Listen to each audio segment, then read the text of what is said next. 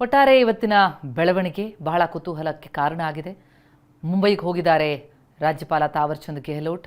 ಆ ಹಿನ್ನೆಲೆಯಲ್ಲಿ ಅವರ ಸಮಯ ಕೇಳಿದ್ರು, ಹೋಗುವಂಥದ್ದು ಡೌಟ್. ಗವರ್ನರ್ ಭೇಟಿಗೆ ಸಮಯ ಕೇಳಿದ್ರು ಸಿದ್ದರಾಮಯ್ಯ. ಸಿಎಂ ಭೇಟಿಗೆ 2 ಸಮಯವನ್ನ ನೀಡಿದ್ರು ಗವರ್ನರ್.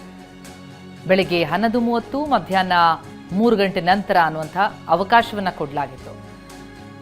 ಇನ್ನು ಸಿಎಂ ಬದಲಾವಣೆಯ ಬಿರುಗಾಳಿ ಹೇಳ್ತಾ ಇದ್ದಂತೆ ಕೈಪಡಿಯಲ್ಲಿ ಒಂದಿಷ್ಟು ಕಂಪನ, ಶಾಸಕರ ಒತ್ತಡ, ಬೆಂಬಲಿಗರ ಆಕ್ರೋಶ. ಹೀಗಾಗಿ ಕೈ ವರಿಷ್ಠರು ಅಲರ್ಟ್ ಆಗಿದ್ದಾರೆ. ವರಿಷ್ಠರ ಸಭೆಯ ಬೆನ್ನಲ್ಲೇ ಸಿಎಂ ನಿವಾಸಕ್ಕೆ Surjewala entry. Hotel Management with AI. Join IIHM, International Institute of Hotel Management. ಕೈಪಡಿಯಲ್ಲಿ ಕಂಪನ. ದೆಹಲಿಯಲ್ಲಿ ರಾಹುಲ್, ವೇಣುಗೋಪಾಲ್ ಖರ್ಗೆ ಸಭೆ ನಡೆಸಿದ್ರು. ವರಿಷ್ಠರ ಸಭೆಯ ನಂತರ ಸಿಎಂ ನಿವಾಸಕ್ಕೆ ಸುರ್ಜೇವಾಲಾ ಎಂಟ್ರಿ ಕೊಟ್ಟರು. ಸಿಎಂ ಜೊತೆ ಸುರ್ಜೇವಾಲಾ ಮತ್ತೆ 1 ತಾಸು ಸುದೀರ್ಘವಾಗಿ ಮಾತುಕತೆಯನ್ನು ನಡೆಸಿದ್ರು.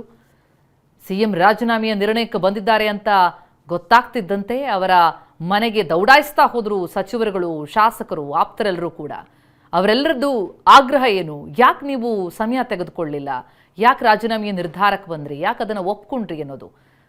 ಕೆಳಗೆ ಸಮುದಾಯ ಸಂಘಟನೆಗಳು ಕೂಡ ಆಕ್ರೋಶವನ್ನು ಹೊರಹಾಕ್ತಾ ಇದ್ವು, ಸಿದ್ದರಾಮಯ್ಯ ಅವ್ರನ್ನ ಕೆಳಗಿಳಿಸೋ ಹಾಗಿಲ್ಲ ಅಂತ. ಈ ಆಕ್ರೋಶ ಸಿಎಂ ಬದಲಾವಣೆಯ ಬಿರುಗಾಳಿ ಹೇಳ್ತಾ ಇದ್ದಂತೆ ಕೈಪಾಳ್ಯದಲ್ಲಿ ಕಂಪನ ಮೂಡಿದೆ. ಡ್ಯಾಮೇಜ್ ಕಂಟ್ರೋಲ್ಗಂತ ಈಗ ಎಂಟ್ರಿ ಕೊಟ್ಟಿರುವಂಥದ್ದು ಸುರ್ಜೇವಾಲಾ. ಪ್ರಯತ್ನಿಸ್ತಾ ಇದ್ದಾರೆ ರಣದೀಪ್ ಸಿಂಗ್ ಸುರ್ಜೇವಾಲಾ. ಸುಮಾರು ಸಿಎಂ ಜೊತೆ 1 ತಾಸು ಸುದೀರ್ಘವಾಗಿ ಮಾತುಕತೆಯನ್ನು ನಡೆಸಿದ್ರು.